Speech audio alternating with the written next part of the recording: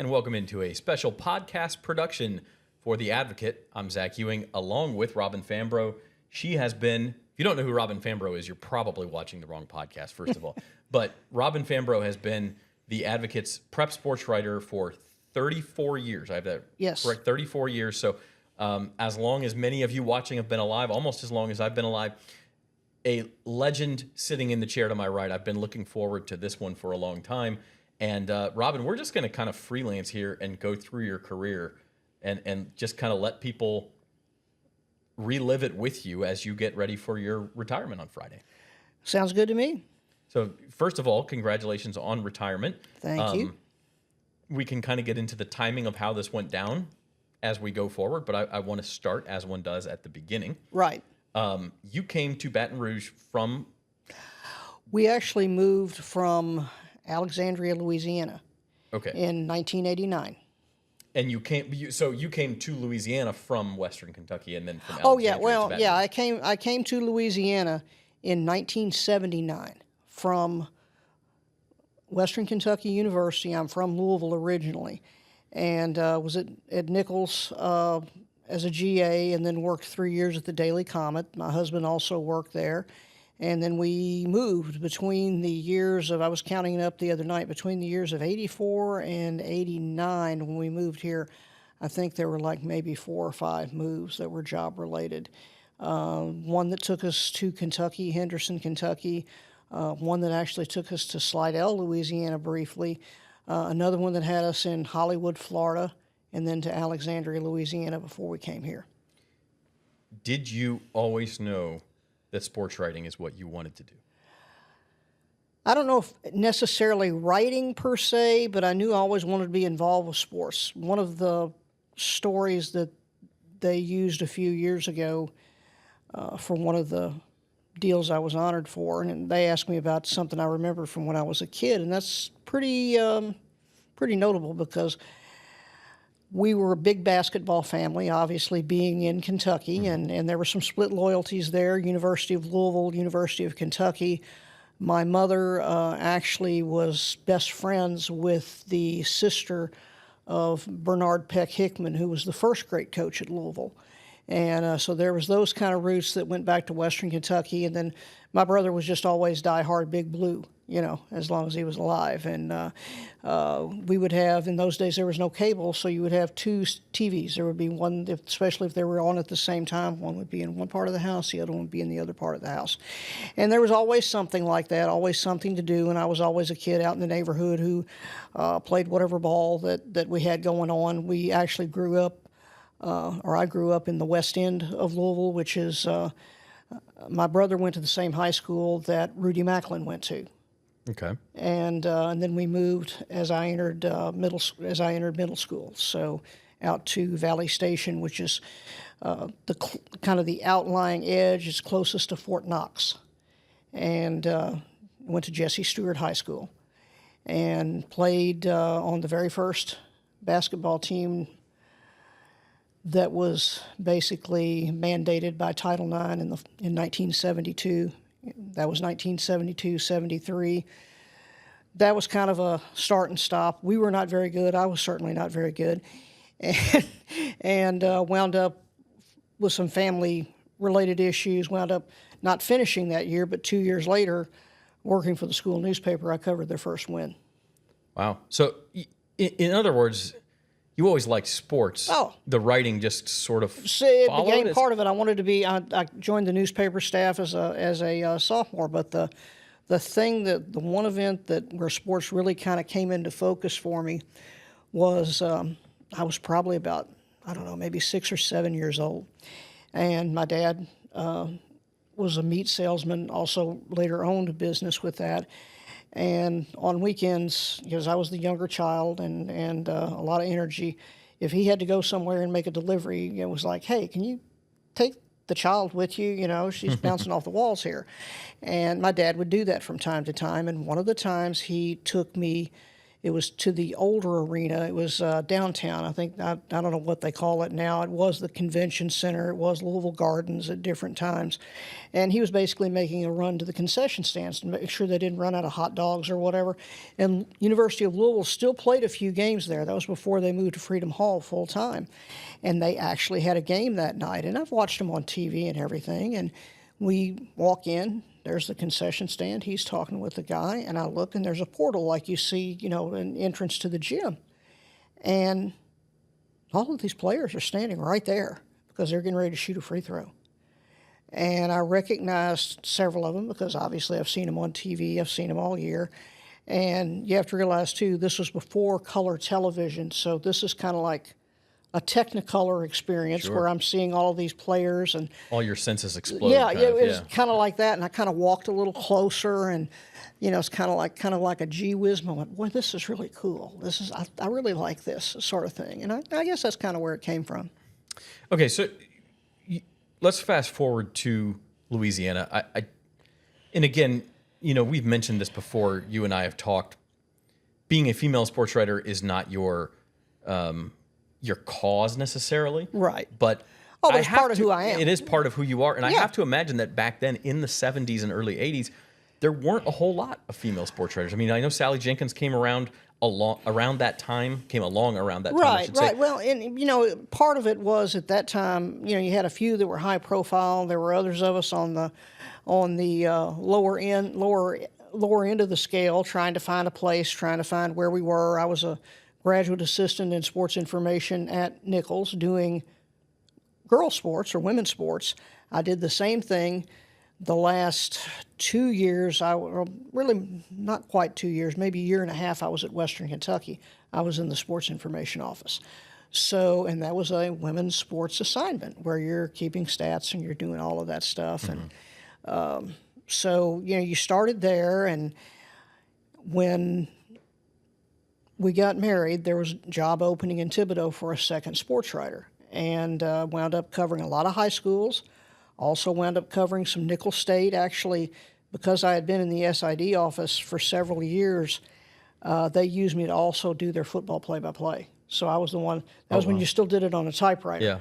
And I did the football play-by-play, and then because the SID would make a comment, boy, that was really a good play-by-play. And I'm like, yeah, because I'm going to have to use it later.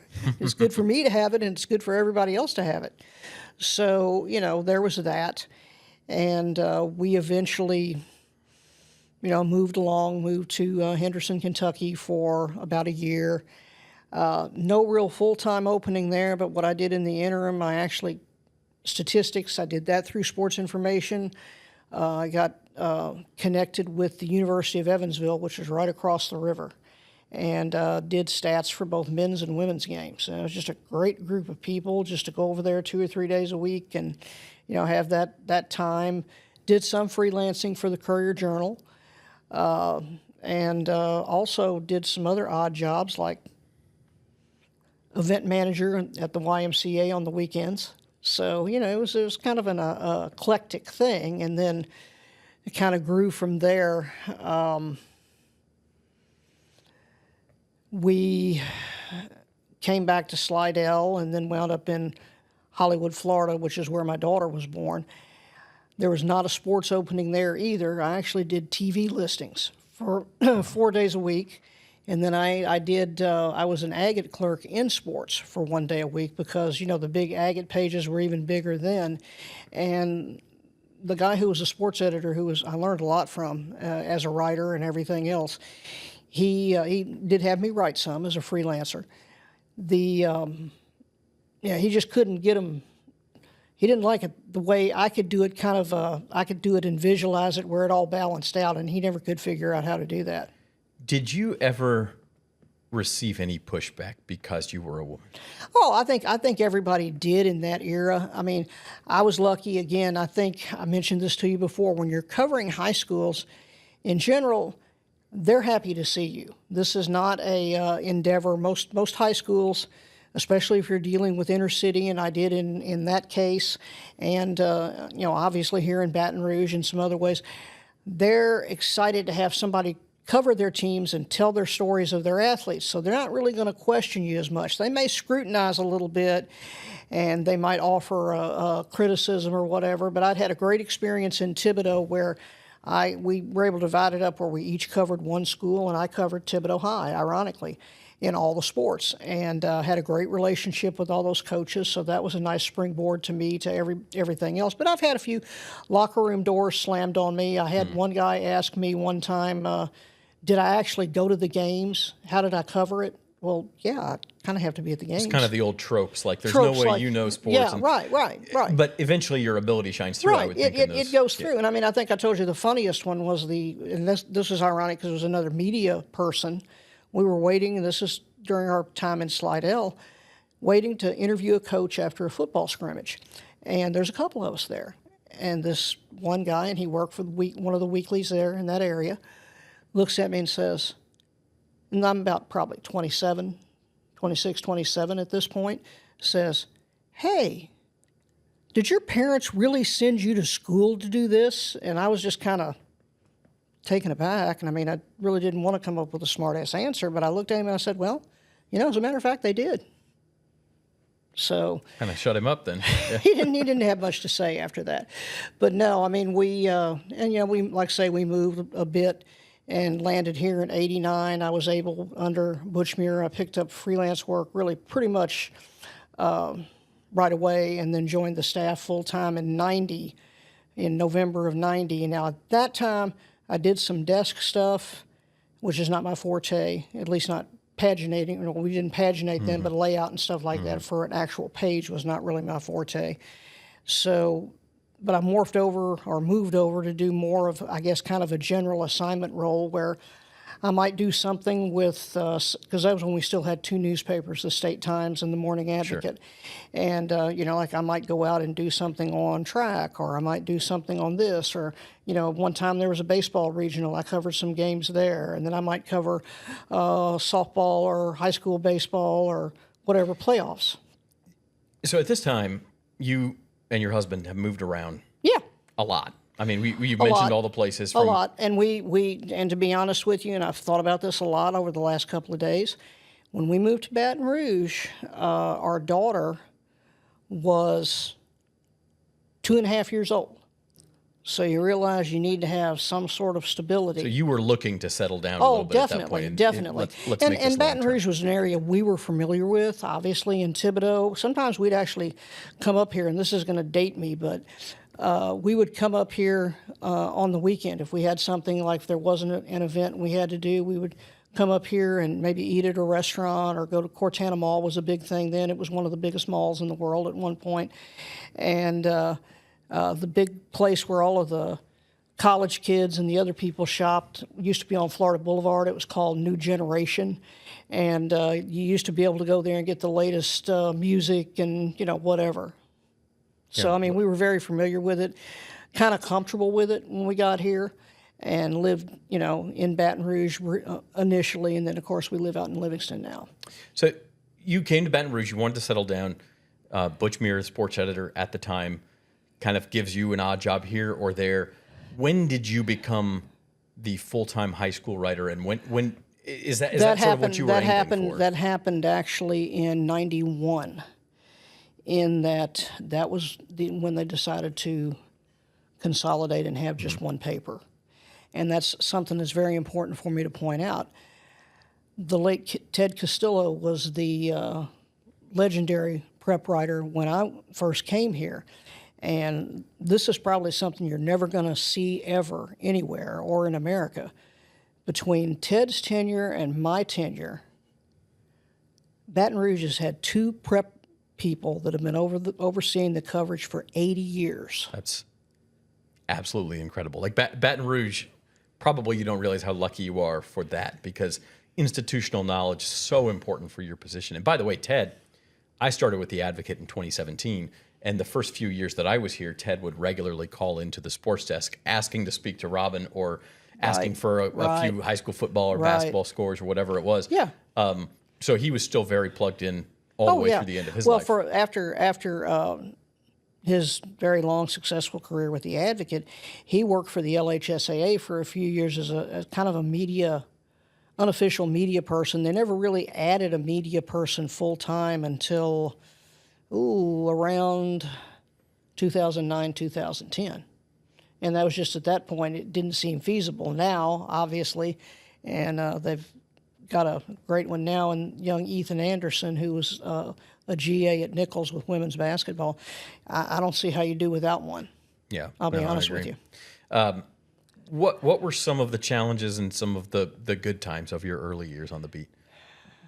Just getting to know people and going to different events. The one thing that people have said to me over the last few weeks, and we have had a few weeks to have some things happen, and some other things was, well, you took time with us. You came to our events. So, and my background being that I grew up in a quasi inner city setting in Louisville, the idea of going to an inner city school to cover an event didn't bother me.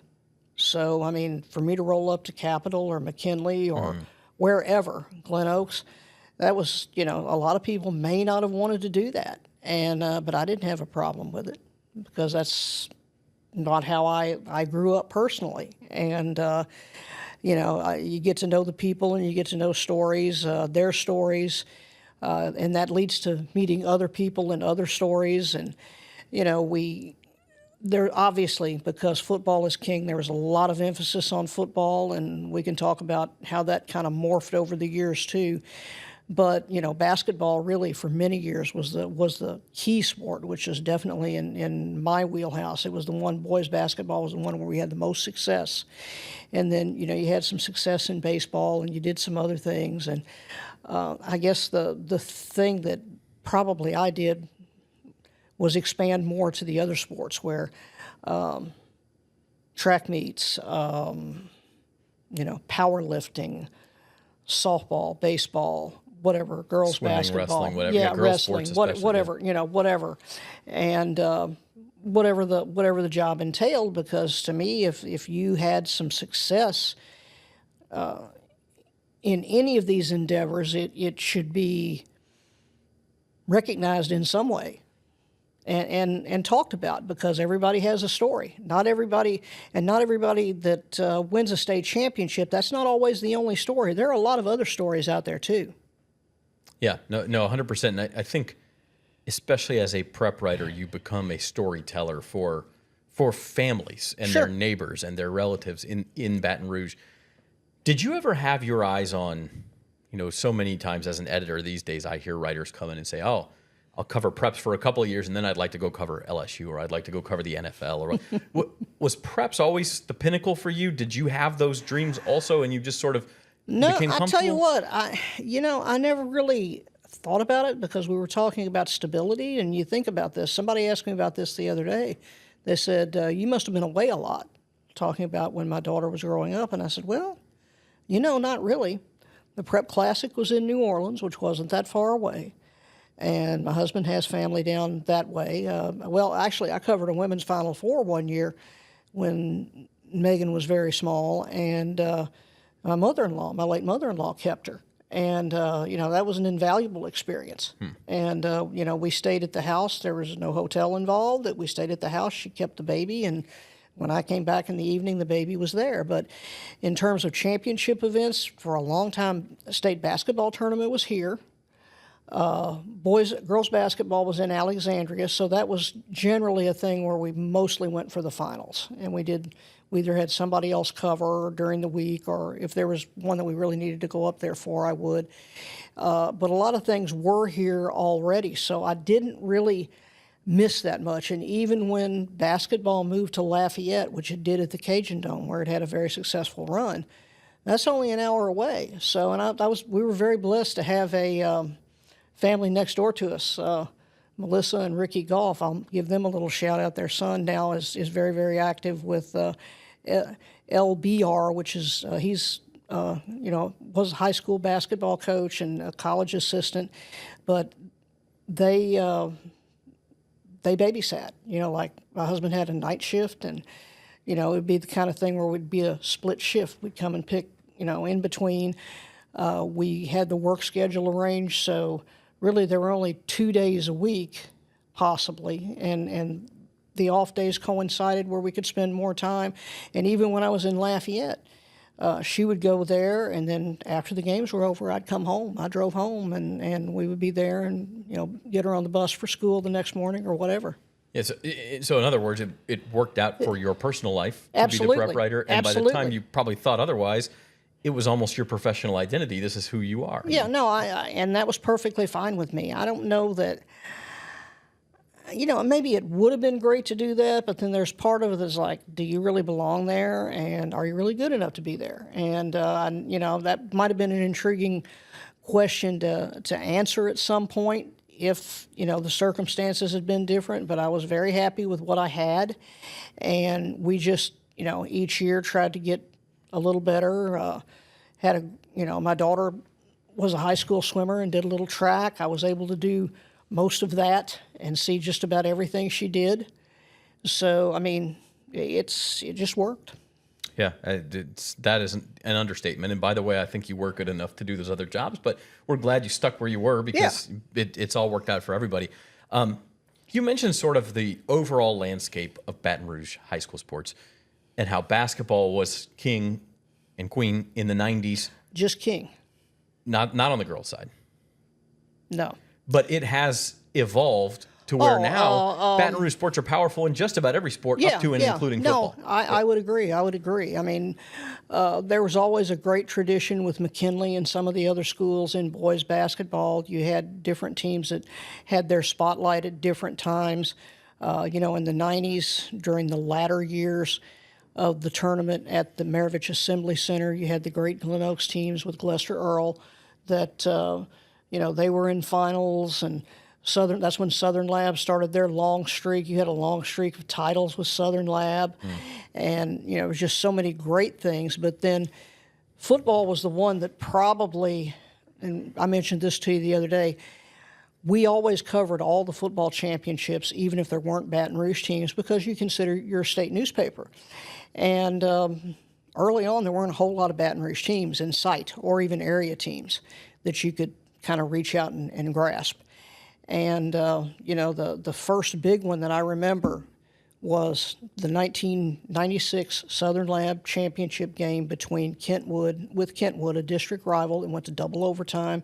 You had multiple guys in that game who went on to have great college careers, including John Simon, who played a bit with the Titans and all. And they actually created a package for him, I think, when he was at Louisiana Tech, and then he went there with the great Tech teams of the late 90s, and he went into coaching, did some college coaching. Last college stop was at Grambling. He actually, full circle moment, he's got a son at Grambling now. His other son, younger son, who was one of the top recruits in the nation last year, is at Texas. And he's in the high school ranks coaching now in Shreveport. So a lot of these guys I've followed, multiple generations, and that's been kind of cool too. I got to catch up actually with Lester Earl and his son, Jeremiah Robinson Earl, who was with the Pelicans. Yeah. And they did a shoe giveaway at Glen Oaks a couple of years ago. That's the coolest thing, to be able to see multiple generations. Oh, yeah. I would say also, as Baton Rouge became more prolific in football and also some of the other sports, you also, I would imagine, saw the talent kind of move out to the suburbs in some instances. You have Zachary. It has. Ascension Parish. But still, probably the most stunning and prolific turn, and we had to backtrack, and now I think we're back on that other track, though, was girls basketball, starting with Simone Augustus. Because, and when I say that she's the greatest athlete of the year I had, it's based on that, but also the impact. Everywhere she played in her 4 years, and this was before Sports Illustrated for Women's cover, that kind of bumped it up even more. You better be in line 2 hours before the game started, or you weren't going to get in the gym. I'm not kidding. My next question was going to be some of the greatest athletes you've covered, and I was going to start with Simone. So I'm glad. Yeah. This is why Robin's the greatest. She went there on her own. I mean, it's, and it wasn't just in Baton Rouge. I had people call me from Monroe, from other parts of the state when they would go there. The gym was packed.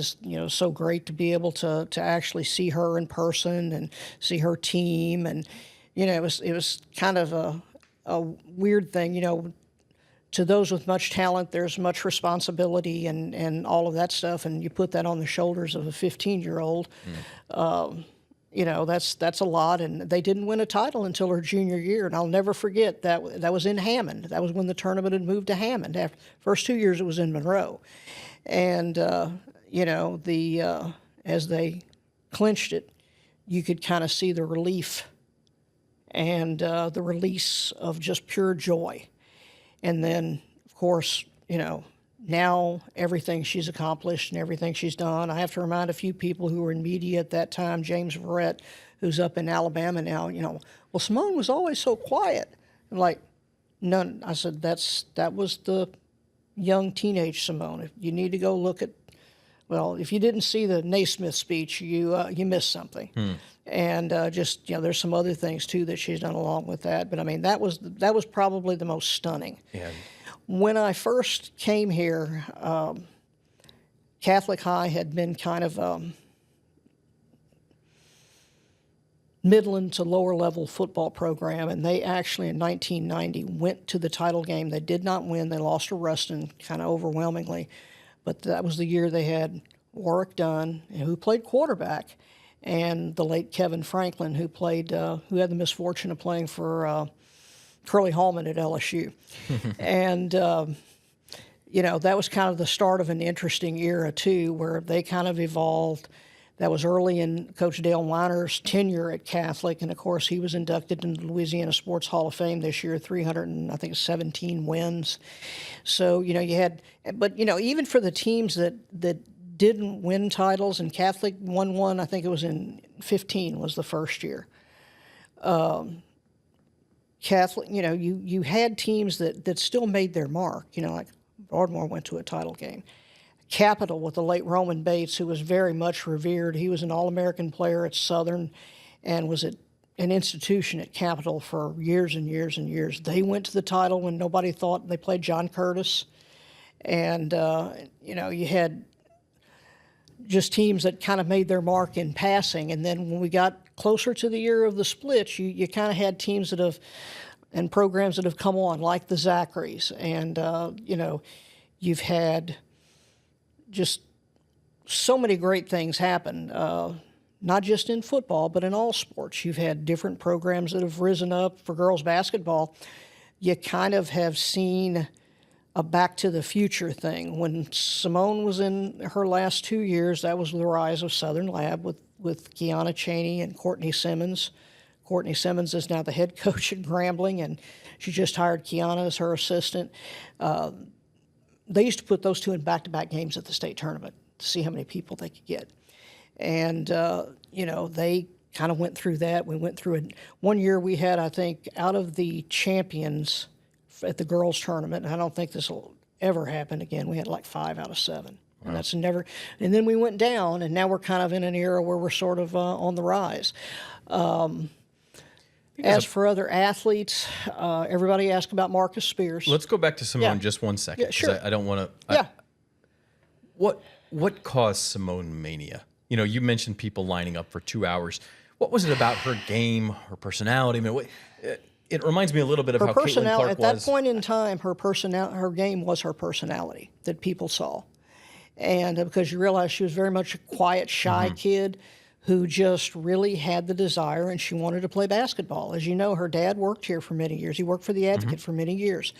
And when we were down in the old building, downtown, the first time I met him, he was doing weekend security. And that was during the Curly Hallman era, and that was a lot of fun because I used to be the one in the office on Saturday mornings taking the calls, But he walked through every now and then and would talk to me because there weren't that many people in the building. And says, I got a little girl, and I think she likes basketball. I think she might be pretty good at it eventually. And then, of course, a couple of years later, she wins the national Elks hoop shoot competition, which took her to Naismith the first time. There's a weird, full circle story there too. Sure. But everywhere she went, she dominated. It wasn't just, she didn't play a lot of AAU. What they used to do, her and her dad, they would go to the different gyms in Baton Rouge, the Breck gyms, and they would play against the men, against the women, whoever was there.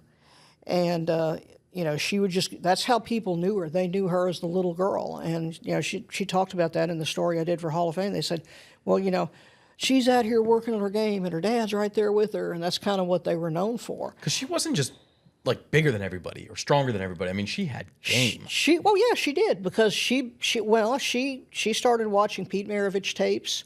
She started watching, Dr. J.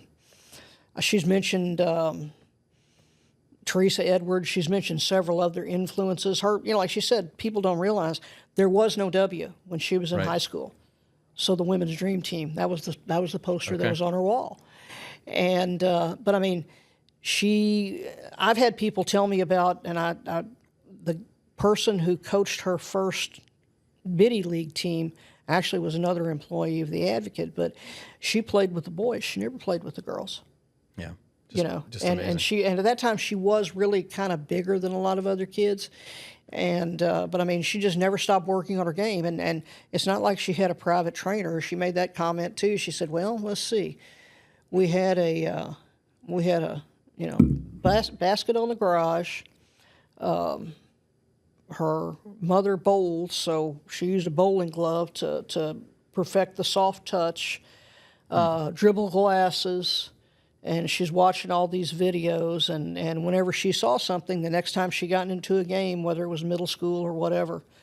And probably the greatest story that I never knew until I did the story for the Hall of Fame's on her was they went to one AAU tournament in Florida where somebody saw her, and there was one elite showcase where high school girls went, and it was in Indiana. And she got an invite to it. And, she's just like she said, I'm just this kid from Louisiana, and I go up there, and I don't know who any of these people are. There's Diana Taurasi. There's all of these people who are, generational players. They were a little bit older than her. And probably, like she said, probably not knowing any better. She didn't know who they were. She didn't care. And they all got to be very fond of her for the most part, very competitive with her, I'm sure, but they told her at the end of the week, said, they nicknamed her Puppy. They said, "You're not quite ready to be on the up here on the porch with the big dogs yet, but you're getting there." Yeah. And that was when she was like 13. So she's a showstopper. What other athletes in your time have risen to anything near that level? Well, I think football-wise, you start with Warwick Dunn because, again, he was the quarterback, and Kevin Franklin was the running back, and Flash and Dash. There were several nicknames that people tried to come up with for them. Their styles were different, and he was very capable of running. He was a decent passer for a guy who's about 5'8" or 5'9". Mm-hmm. But I mean, his ability to cut and make people miss was something we probably didn't appreciate, because one of the stories that Dale Weiner told was, LSU offered Kevin. I'm not sure if they offered Warwick or not. They may have, but they had all these offers, and he ultimately decided to go to Florida State. Wound up rooming with Charlie Ward, all of that good stuff, and but the reason why he got to play running back, they signed him to be a defensive back, and then all of a sudden they had a rash of injuries because Weiner said he told the recruiters that, this guy can play running back. He really can. And they had a rash of injuries in fall camp. I said, okay, let's move him to running back. And the comment that Weiner had told the other coach, the recruiter, was, you have to be really careful because I'm not sure most defensive players could tackle him in a phone booth or catch him. And this was really before the era of a lot of cell phones or everything. Weiner goes back into his office, and he gets a call, and it's that coach, and he's, "Coach, you were right. We couldn't catch him in a phone booth. We put him at running back today. It's where he's going to stay." And, of course, he was one of the best freshmen in the nation that year. Became an NFL Yeah, and star, became an NFL star. Everybody questioned the size, but when you can make people miss, you can do that. Lester Earl's kind of a negative for some people because of the way the tenure ended here at LSU, and he wound up going to Kansas. Now I can say it's pretty cool to see where Lester's been. He's an equipment. He sells sporting goods now, and he's got with his family now. He actually has a son, I think, who is maybe 13 now, who when he was 12, he was already like 5'10" or whatever, and was telling us what size shoe he wore. But I mean, his size, there's a little legendary stuff there too, because he and Kobe Bryant went at it in tournaments and things like that, and that was pretty cool to watch that, and it was just that was kind of the pinnacle of that era. Everybody asked about Marcus. Everybody asked about Marcus Spears, and he is one of the best two-sport athletes we've ever had. And I think he could have done more if he had wanted to, because most people don't realize he was never the best high school football player in the state when he was in school, because there was always Michael Clayton and a couple of other players. And Michael Clayton was, of course, at Christian Life across town. They were very good friends and wound up playing together at LSU. He was the Gatorade Circle of Champions Louisiana basketball player of the year when he was in high school. And, of course, his son, Marcus Jr., is now the number 3 recruit for the class of 2027, and he's 6'9". Marcus's wife, Aisha, played at LSU and played 2 years in the WNBA with the Chicago, and I'm not sure who else she played with. And I tease him about that all the time. He says, my wife tells me she's the best athlete in the family. I said, well, maybe. She's but, got an argument. Yeah. But he was always bright. He had an older sister, Deidre, who played ahead of him. She played at McKinley, and she was also she signed with LSU. And unfortunately, she had a knee injury, never really was able to excel, I'm sure, to the level that she really wanted to, because it was really kind of a devastating knee injury. So there's a lot of things there. Yeah. And then Brian Weiss, let's talk about baseball. Probably the two that come to mind would be Brian Weiss and Zach von Rosenberg. And, of course, everybody knows Zach von Rosenberg as the punter for LSU. Yep. And he relished that role a whole lot, because when he signed the pro baseball contract, he wasn't, I'm missing out on something here. Well, he was able to come back and capture, lightning in a bottle, ironically, as a punter. But, I mean, he led Zachary to 2 state titles in 4A, which most people wouldn't have expected. Now, he moved from Lake Charles, but that was a big deal. The whole family, the family settled here. Both parents worked at the school. He had a younger brother who followed him at Zachary, who was good. But he was just outstanding. And he actually was part of 4 state championship teams, 2 here and then 2 in Lake Charles. That's why I think they called him the dog pile master, and something that they wrote about after his senior year. And then Brian Weiss, that was the first year I was here.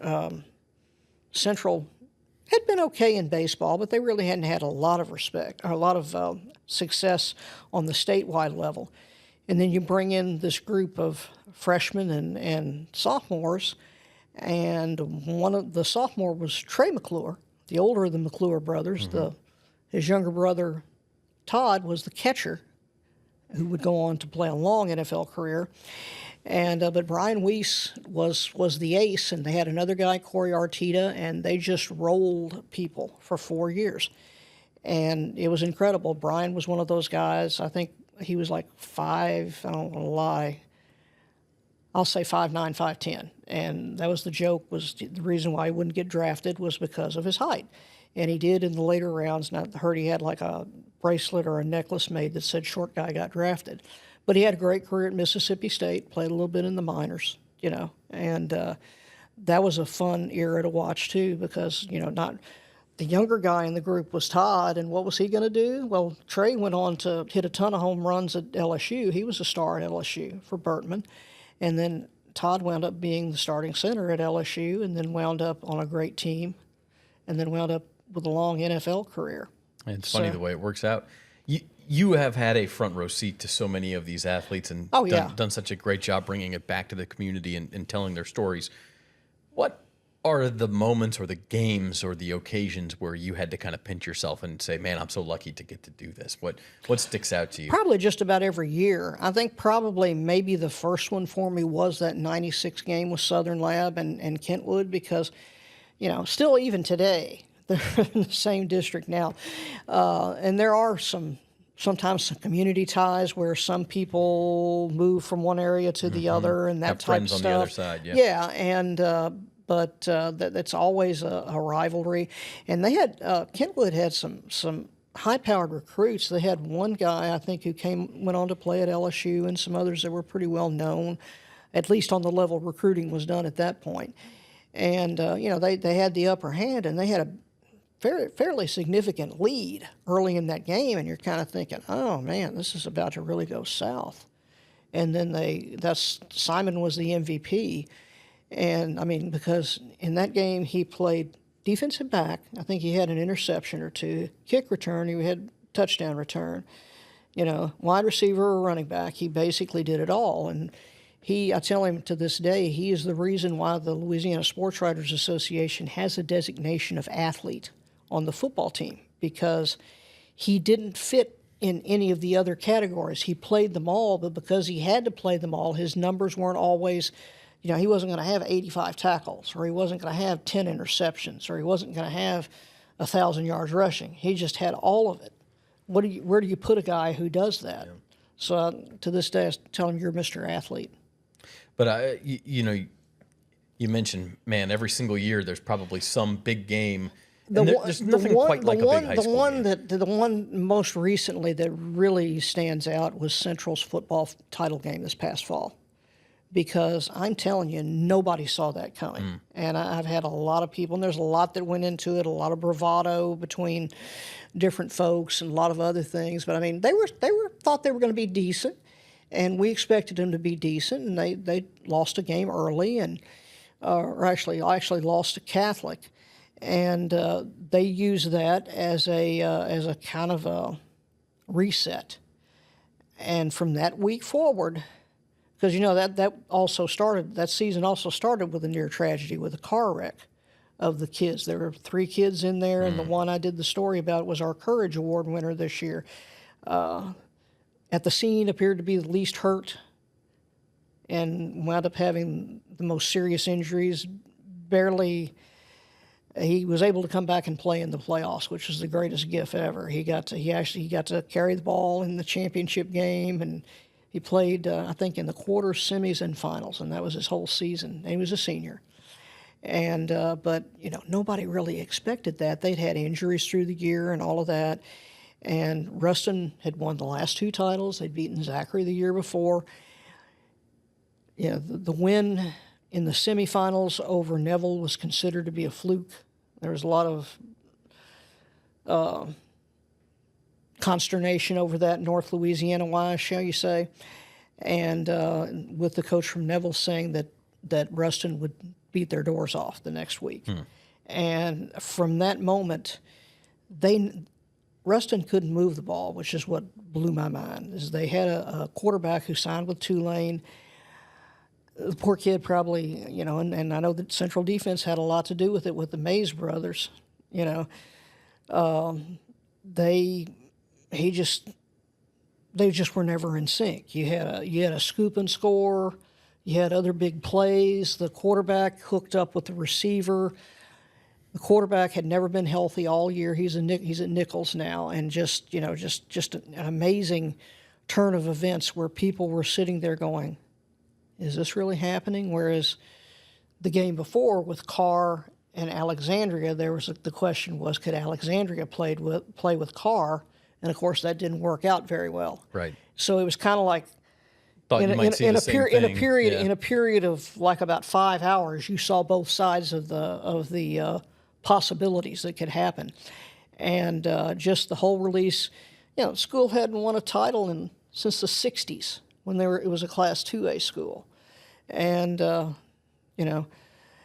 as far as the female athletes, too, I want to get to that. I can say, and it's kind of funny because of you see them again as their children grow and everything. But we had the first Miss Softball in Ashley Lewis Rush, who's married to Gordy Rush, and she wound up playing on a women's college World Series team here for Yvette. It started her career at Texas A&M, and it was kind of injury laden at times during her college career. There were some different issues that she just, it was. I don't think it was ever what I think. There were some people who thought it should be better than it was. I think it was what it needed to be because she was a competitor. But her high school career, she had numbers and number of no hitters and numbers of strikeouts and all of that rivaled Lisa Fernandez. Yeah, it's so many good stories, good memories, and I like how you put that, where you can see the possibilities of sports in one afternoon sometimes in high school sports. I mean, you can. That, to me, it's still, and people are going to scoff at this because you do have NIL possible in high school. You don't have, at least in Louisiana, you don't have a lot of it, and I'll touch on that in a minute. But I still contend it's the most, probably one of the few pure or as close to being pure avenues of sports that there is. I don't consider travel ball, AAU, any of that to be that, because it is what it is. It's a different entity. Mm-hmm. But when you're getting kids from your community or from your school together, and you're going for a common goal, and that's, to me, that's special. It's still special. It always has been. I mean, then again, I got to go to 2 or 3 high school championships when I was in high school. As a matter of fact,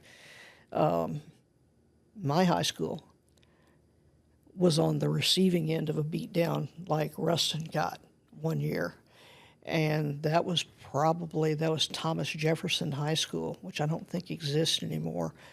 That was probably one of the greatest high school football teams in Kentucky history. There were I think 10 guys who went on to play in college from that team. You mentioned a minute ago the Courage Award, and I think a part of your legacy at the Advocate will be how Star of Stars grew over your tenure here. How did that come about, and how proud are you of what it has turned into now with the awards show every year and a guest speaker and great athletes coming back into town and things like that? Well, this is dual credit here, or actually tri credit, I guess. When I came to work at the Advocate, the Star of Stars was a State Times event, not the Advocate. So the question was, what happens?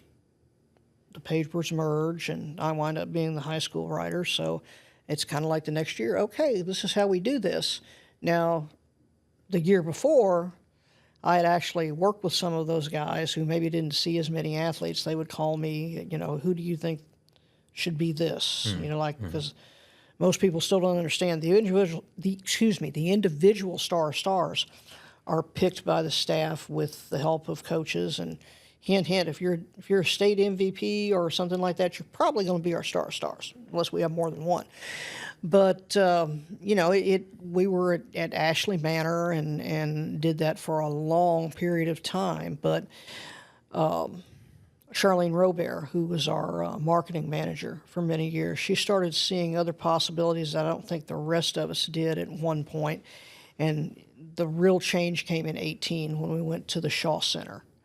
And that's when it really started to become an event with Emily Ward, who coordinates it now. Emily had the knowledge of different ways to do things. It was, as I kind of said, she has the Disney experience, and it just kind of all has come together, and we've looked at ways to try to make it better. And after the Shaw Center, we moved to LaBerge, and it's been kind of cool to see how it's kind of morphed into its own entity, and it's been kind of cool to watch people look forward to it. We get questions about it, like trying to get people involved by nominating for Team of the Year and stuff like that. That's just stuff that started over the last 7 or 8 years, and it's been very successful, because one key element to it that I hope continues to grow is just getting the input from the schools and making sure that, if you got a great team that's out there, make sure you get them nominated. Or if your coach, is out there and you think your coach has had an exceptional season or whatever, or if you have somebody who's an Athlete of the Year nominee, that you need to get in there. There's a lot of them in the area. Well, Robin, is there anywhere else you wanted to go with this before we kind of let you ride off into the sunset? I know you sort of mentioned the NIL and the way sports are changing. Yeah, it's I've got concerns about some things in the future, and believe it or not, NIL is not the biggest one. That's going to be what it is. It's probably a little different than I envisioned it being, but I'll never forget when it first became, prevalent, was when Michaela Williams was a junior at Parkway. And I had 2 or 3 people reach out to me, and they screenshotted pictures of a billboard in Shreveport, Gordon McKernan billboard in Shreveport, exactly. And it was her. And they said, well, I can't believe this, is she really getting paid for this? And my response was, I sure hope so, because that's definitely her on the billboard, and it's name, image, and likeness. And there are a few others, but that's not really significant. We've had so many things, and most people think we exist in a vacuum with the LHSAA and with other things. A lot of the things that have happened here with public and private schools, and of course we have select and non-select, and a lot of people, depending on which side of the fence you're on, don't like it for whatever reason. It actually mirrors a lot of the things going on nationally. And so we didn't exist in a vacuum. Where that is now is probably about as good a place as it can be in terms of, I know some people are mad about placement, about, we shouldn't be a select school, or we shouldn't be we shouldn't be whatever. But a lot of it is based on the original premise was for the split going all the way back to like 2012, 2013, was that public schools could not draw students from outside of a certain attendance zone, outside of a defined attendance zone, like private schools can. And now with the not knowing, of course, then that you'd have all these magnet schools and all these charter schools that can do that. So, it kind of, and EBR, I think we're down to one high school now that's not select. So it's kind of a tough road to hoe for some of them, but I worry about, you're always going to probably have the haves and the have-nots, but I encourage, EBR is working in some places, and all the other schools are too, to make sure that everybody gets the chance to do what they need to do. I think there are great athletes and great teams that we write about, but a lot of times there are other athletes that we don't know as much about, that maybe don't get the exposure, or you hear about that every now and then. Oh, this guy wasn't that great in high school, and wow, he wound up being something else. I went to high school with a guy that was 5'4", probably around 100 pounds when we were in high school, and that was when maybe 10th or 11th grade. Baseball coach let him be the manager because he sure couldn't play. He was too small. And he grew a little bit more before our senior year. And I think they actually suited him up for a game as a senior, and he got to play a little bit. Then he goes to a small school in Tennessee. He continues to grow. He winds up being 6'4", and winds up being a pitcher who's drafted. Wow. So you never know what somebody's going to be. That's right. That's right. Well, you have what you thought you might be and what you ended up being. I think you probably hit it pretty close on the mark. You have become an absolute legend in this community, and so I think I speak for all of the Baton Rouge area when we say thank you. What does retirement look like? I know you got a 4-year-old grandson, Vincent, probably a lot of time with him and with other family, but what else you got planned? I still hope to do some writing. I just don't know what that looks like yet. We're still kind of in the process of figuring that out. I can successfully say I've been to the gym now 2 times this week. That's good. It's 2 more than me. And just trying to do some different things that I need to do for me. And it's going to be interesting. Right now I'm very focused. It's kind of just part of in the blood from doing it for so long. At this time of the year, you get focused on the next week, the next week, the next week. Well, this is my last week here, formally employed. And then next week begins what we called Grammy Camp every year, where it's between summer camp and the start of school. So, we're going to do a little bit of that and just kind of see where it goes. I'd like to get up to see my family soon in Kentucky, relatively soon. That was one of the things my sister-in-law wrote something after Reed's initial story came out, and she probably knows me as well or better than anybody else, and she should, because she's known me for about 53 years now. So, but she was talking about, we're ready we need some family time. I'm like, okay, we'll get up there and see what we can do. Good time to make it happen. Well, congratulations and brava on a fantastic career, and thank you for your time today. Thank you. All right, that's been the Advocate's special podcast presentation here with our longtime high school sports writer, the legend herself, Robin Fambrough. I'm Zach Ewing. That's Robin. Amelia LaCour produced for us today. Our thanks to her, and we will see you next time.